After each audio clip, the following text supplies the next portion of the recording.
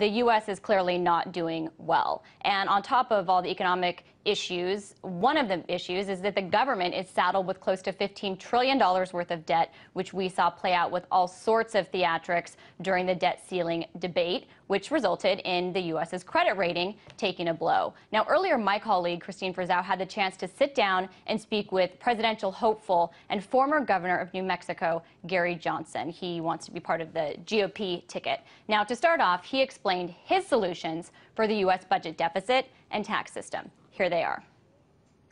What I'm talking about is balancing the federal budget. What I'm talking about is throwing out the existing U.S. tax structure and replacing it with the fair tax. And for those that are watching, get online, fairtax.org. This has been around a long time, but it is what it says it is. It's a fair tax. It replaces all other taxes, does away with the IRS, does away with income tax, does away with corporate tax, really establishes this country as the only country to do business.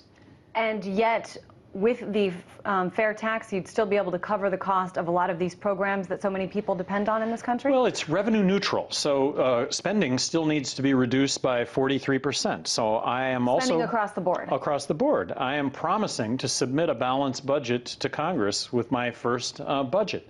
And that would involve cutting government spending by 43%. I mean, that's nearly half of government spending. Well, and of course, that's what we're currently borrowing and printing for every dollar that we're spending.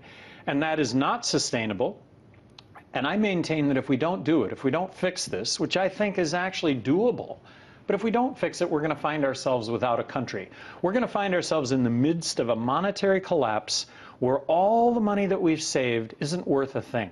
I mean, it seems like a great idea on paper, but I live here in Washington. I just witnessed this debate over the debt ceiling that seemed to last, weeks or longer, over cutting a percentage of the budget. Exactly. And you're proposing 43%. How would anyone ever sign up to that? Well, and so now we're back to, this is what I'm saying.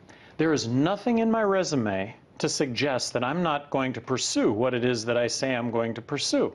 I just suggest to you that if this country elects a president promising to do what I'm saying, that is a real statement to legislators that we want the budget balanced, as opposed to electing a president that's promising to do that over a 15 or 20-year period, because that's the only reasonable way. That's the only way we're going to really get it done. Well, guess what? We're never going to get it done. That's what I've lived my life listening to, and it doesn't work. Let's stick with these domestic issues.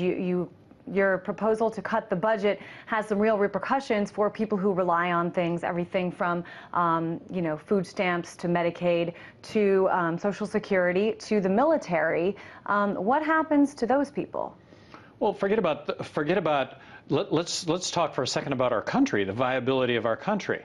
When it comes to Medicaid and Medicare, I think the federal government could cut Medicaid and Medicare by 43%, grant the states a fixed amount of money, and leave the delivery of health care to the poor and those over 65 to the states. Let's switch gears to the U.S. role abroad. I'm curious, let's just take an issue that's going on right now, and that is what's happening in Syria. We just heard President Obama, Secretary of State Clinton say, President Bashar al-Assad should step down. They want him to step down. However, they're not going to meddle in that country's affairs. On the other hand, you have this country meddling in the affairs of at least 3 other countries, Iraq, Afghanistan, and Libya. Talk about Obama's Middle East policy. Well, I think that we should get out of Iraq, Afghanistan, and Libya tomorrow.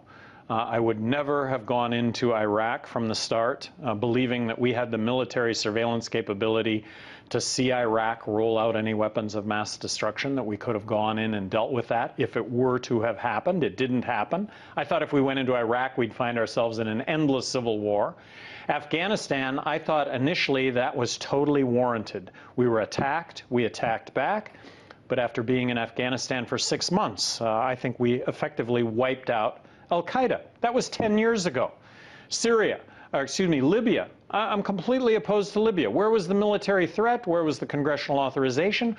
Where in the Constitution does it say that because we don't like a foreign leader, we should go in and topple that foreign leader?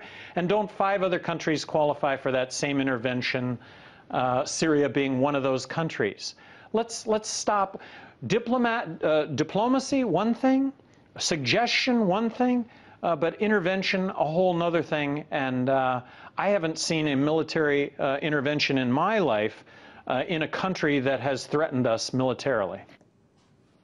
That was 2012 GOP presidential hopeful and former governor of New Mexico, Gary Johnson.